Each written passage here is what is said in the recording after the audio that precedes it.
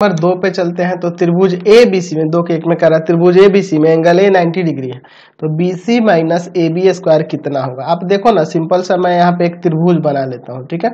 ए B सी, ए का 90 है, चलिए यह बी ले लेता हूँ, यह सी ले लेता हूँ। तो बी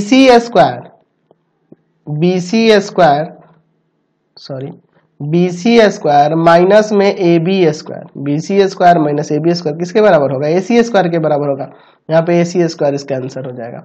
चलिए अगला कह रहा है कि त्रिभुज ए बी सी में A B square plus A C square जो है ना बराबर है बी सी स्क्वायर के। मान लो यही त्रिभुज है, ठीक है। ए बी स्क्वायर और प्लस में ए सी स्क्वायर जो है ना बी सी स्क्वायर के बराबर है, देख रहे हैं ना, इस त्रिभुज में वैसा ही है।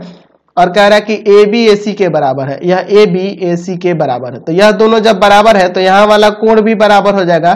दो बराबर भुजाओं के सम्मुख कोण बराबर होते हैं। तो पूछ रहा है कि एंगल सी का माप कितना होगा। तो ये तो आपका 90 है और यह दोनों बराबर है, यानी कि 45 हो जाएगा। तो इसका आंसर हो जाएगा 45 डिग्री। अगले क्वेश्चन में कह रहा है कि समकोण त्रिभुज की दो भुजाओं जो समकोण त्रिभुज जो समकोण की भुजाएं हैं। अच्छा, यानी कहने का मतलब कि एक समकोण त्रिभुज है, समकोण त्रिभुज का जो समकोण है ना उसकी दो भुजाएं कौन कौन सी है, उनकी लंबाई ए और बी है।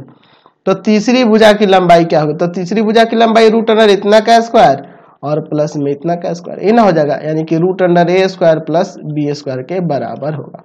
क्योंकि आपको पता है कि कर्ण का स्क्वायर जो होता है ना लंब का स्क्वायर प्लस आधार के स्क्वायर के बराबर होता है। तो वही स्क्वायर इसमें रूट लग गया है, इतना तो आपको पता ही है। चलते हैं अगले क्वेश्चन पे। Question number